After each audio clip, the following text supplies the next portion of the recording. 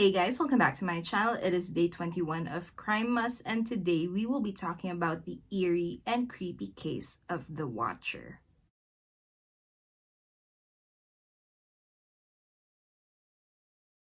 In June of 2014, Derek and Maria Brodus was so stoked as they were finally able to purchase their dream home.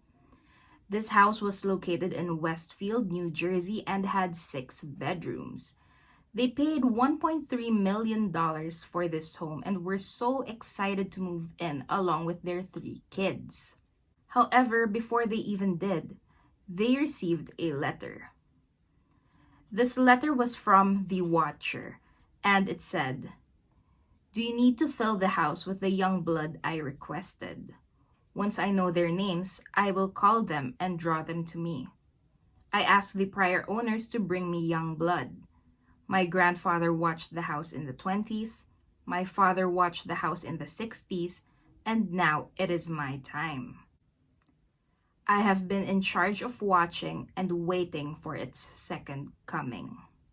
Now, this was very creepy, but of course, it could have been a prank. But what's even creepier is that whoever wrote this letter actually knew Derek and Maria. And the sender also knew that they just bought the house. So how did this person know that? And at first, the couple did not really think much about this. However, the letters just kept on coming. On June 18th, they received another one, and this time it said, "Have they found out what was in the walls yet? In time they will. I am pleased to know your names and the name of the young blood that you have brought me. While the young blood play in the basement, who has the bed facing the street? I'll know once you move in. It will help me to know who is in which bedroom so I can plan better." One of these letters said, "All of the windows and doors in 657 Boulevard allow me to watch you and track you as you move through the house. Who am I? I am the Watcher and have been in control of 657 Boulevard for the better part of 2 decades now.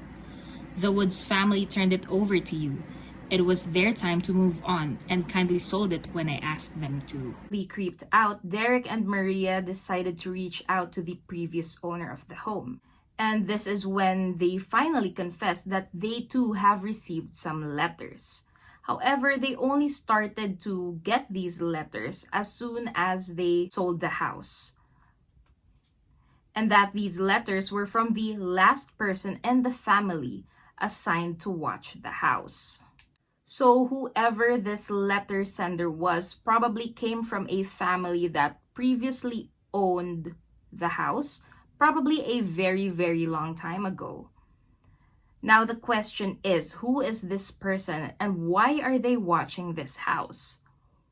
Why was this letter sender trying to creep out the new homeowners? What are their motives? After these initial letters, the following just kept on getting more and more graphic and disturbing. And this, of course, caused a paranoia for the Brodus family. Because of this, they never moved into the house that they purchased. Now, they did try to put this house on the market and was trying to sell it for $1.4 million. But this amount then decreased twice. However, they still weren't able to sell the house because this had already made headlines and people were already aware that there was some creepy dude that was watching the house and sending threats to whoever lived in it. Having no other choice left, Derek and Maria decided to rent out the house and they actually found tenants. However, just 3 weeks after this new family moved in, they started to receive threats as well. And according to the authorities, these letters were far too disturbing, so they opted to keep the contents of this letter private. Now, the tenants eventually got so spooked out and moved out. Derek and Maria also tried to get permission from the local government to tear down the house and build a duplex in its place. However, this request was denied. They also received a letter during this time telling them to not push through with their plans or else. This letter specifically said, I see already that you have flooded 657 Boulevard with contractors so that you can destroy the house as it was supposed to be. Bad move. You don't want to make 657 Boulevard unhappy. Signed, The Watcher.